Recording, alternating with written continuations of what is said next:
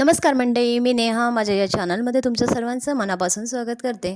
तर आज आपण बेसन बर्फीची रेसिपी बघणार आहोत। करायला खूप सोपी आणि घरातल्या साहित्यातच उपलब्ध आणि सहज करता येईल अशी ही रेसिपी आहे आणि ही मिठाईच्या दुकानापेक्षा सुद्धा खूप भारी होते ही रेसिपी। तर व्हिडिओ शेवटपर्यंत न चुकता बघा, जेणेकरून तुम्हाला लक्षात येईल की मी इथे कशा प्रकारे ही बेसन बर्फीची रेसिपी शेअर केली आहे।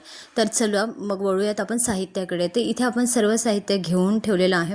तर मी इथे वाटीच्या प्रमाणात तुम्हाला साहित्य सांगणार आहे। तर इथे आता आपण 2 वाट्या बेसन घेतलेलं आहे, म्हणजे पावणे 2 वाटी बेसन घेतलेलं आहे। तर इथे अख्खी वाटी ही जी दिसते तुम्हाला, ही पूर्ण बेसन घेतलेलं आहे मी व्यवस्थितपणे कडेपार असं। आणि ही दुसरी जी वाटी आहे त्याच्यामध्ये सुद्धा बेसन घेतलेलं आहे। ते बेसन पाऊण घेतलेलं आहे। तुम्ही बघू शकता वाटी, पाऊण वाटी इथे बेसन घेतलेलं आहे। मी पुढे सांगेलच की मी इथे पाऊण वाटी का घेतलेलं आहे। तर आता पावणे 2 वाटी बेसन घेतलेलं आहे आणि एक छोटी वाटी इथे आपण बारीक रवा वापरलेला आहे। इथे जर तुमच्याकडे बारीक रवा अवेलेबल नसेल, जाड रवा असेल तर जाड रवा काय करा, मिक्सरला थोडंसं फिरवून घ्या आणि अशा प्रकारे बारीक रवा केला जाईल त्याचा। तर बारीक रवा आहे तो आपण अर्धी वाटी घेतलेला आहे। तर आता ही जे पाऊण वाटी आहे ना, त्या पाऊण वाटीत जर तुम्ही हा रवा काढला ना तर अगदी वाटी काठोकाठ भरणारी अशी आहे। असे टोटल मी 2 वाट्या वाटलेल्या आहेत। तर आता हे आपलं साजूक तूप आहे।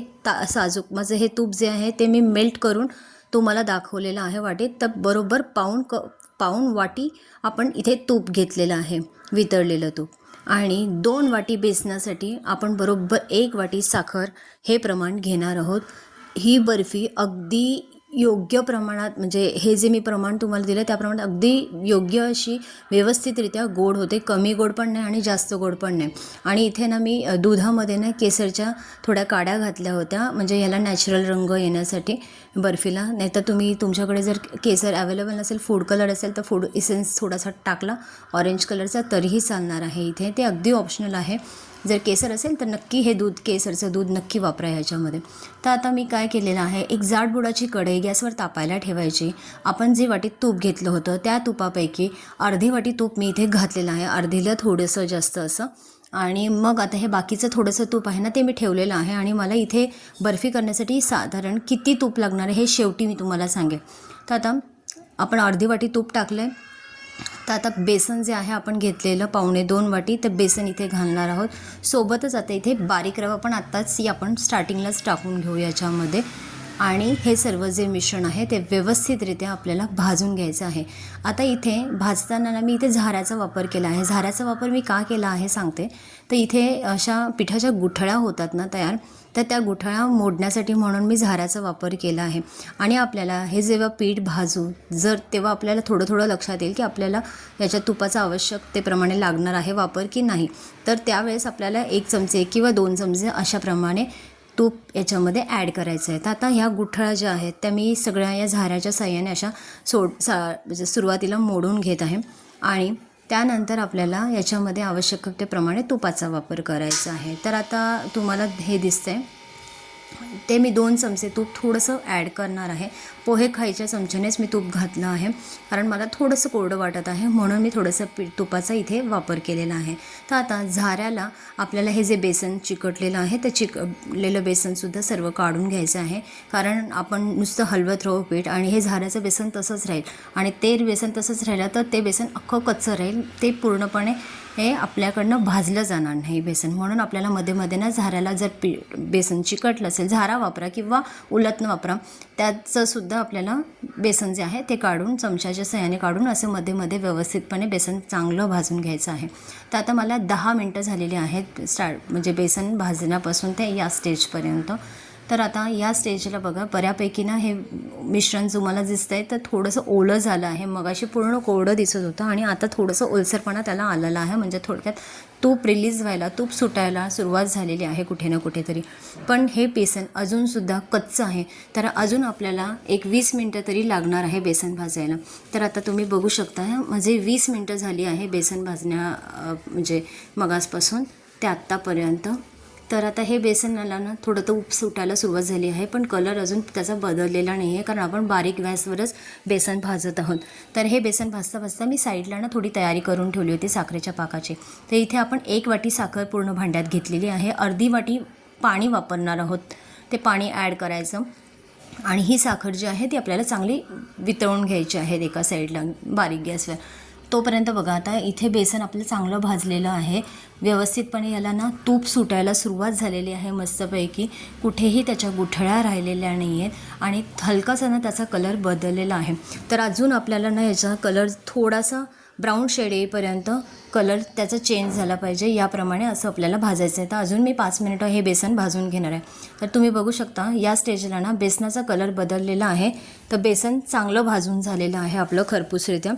तर आता या स्टेजला आपण जे दूध घेतलं होतं ते दूध आपण याच्यामध्ये ॲड करणार आहोत. तर हे अगदी ऑप्शनल आहे. हे दुधाच्या केसरच्या ज्या आपण काड्या ह्याच्यात टाकल्या होत्या त्यामुळे आपल्या बर्फीला कलर छान येतो, म्हणून मी इथे दुधाचा वापर केलेला आहे. तर आता दूध घातल्यानंतर हे मिश्रण आपल्याला लगेचच कुठलाही म्हणजे न थांबता आपल्याला चमच्याच्या साहाय्याने व्यवस्थित हलवून घ्यायचं आहे. तुम्ही बघू शकता मोकळं झालेलं आहे हे सर्व मिश्रण. आणि आता आपण हा साखरेचा जो पाक केला आहे तो एकतारी झाला आहे की नाही ते बघायचं आहे. तर आता गॅस मी आत्ता बंद केला आहे कारण चांगलीच उकळी फुटलेली आहे पाण्याला. आणि आपण आता एका डिशमध्ये किंवा वाटीमध्ये आता हे पाक एकतारी झाला आहे की नाही ते चेक करणार आहोत. तर इथे मी थोडासा चमच्यातच पाक घेतलेला आहे आणि असं माझ्याकडे या वाटीने मी साखर घेतली होती तर याच वाटीमध्ये मी थोडंसं पाक ॲड करणार आहे. तुम्ही डिश घेतली तरी चालणार आहे. तर हा पाक थोडा गरम आहे तर लगेच हात न लावता 2 मिनटं थांबायचं आणि हा पाक बघूयात आपण आता चेक करूयात की एकतारी झाला आहे की नाही. तर आता मी बोटावर असं घेतलेलं आहे आणि त्याची तार पडते आहे की नाही ते चेक करते. तर मध्ये मी बघितलं होतं पण त्यावेळेस ना तार पडत नव्हती त्याची, म्हणून मी अजून थोडंसं त्याला पाकाला उकळून घेतलं होतं. आणि आता या स्टेजला बरोबरच तार पडत आहे. व्यवस्थित तुम्ही बघत असाल व्हिडिओमध्ये दाखवल्याप्रमाणे व्यवस्थित एक तार पडले आहे. तर आता या स्टेजला आपण गॅस बंद करून टाकलेला आहे आणि आता हा गरम पाक आपल्याला या मिश्रणामध्ये ओतायचं आहे. तर माझं हे जे कढईचं मिश्रण आहे ना ते साईडला चालूच आहे आणि चालू असतानाच आपल्याला या मिश्रणामध्ये पाक पूर्णपणे ॲड करायचं आहे. आणि पाक ॲड केल्यानंतरच आपल्याला लगेच हे मिश्रण आहे ना ते हलवायचं आहे. जरी तुम्हाला दिसत असलं की हे मिश्रण पातळ वगैरे झालेलं आहे तरी घाबरायची बिलकुल आवश्यकता नाही. जसजसं आपण चमच्याने हलवत जातो तर तसं हे मिश्रण घट्ट व्हायला सुरुवात होते. त्यामुळे बिलकुल टेन्शन घेऊ नका, बिलकुल घाबरू नका. तर माझा गॅस चालूच आहे आणि मी 1 चमचा वेलची पावडर इथे ॲड केली आहे साखरेचा पाक ॲड केल्यानंतर. आणि आता तुपाला मी ग्रीस केलेला आहे. म्हणजे ताटाला तुपाने ग्रीस करून मी ठेवलेलं आहे. जेव्हा पाक ॲड केला ना मी त्याच्या आधीच मी तुपाने ग्रीस करून ठेवलं होतं कारण ही प्रोसेस आपल्याला फास्ट करावी लागते.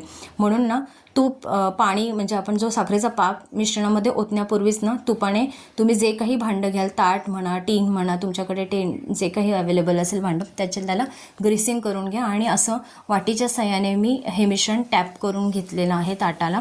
आणि इथे ड्रायफ्रूट तुम्हाला जे हवे त्याप्रमाणे इथे ड्रायफ्रूटने थोडंसं डेकोरेशन करू शकता वडीवर लावण्यासाठी.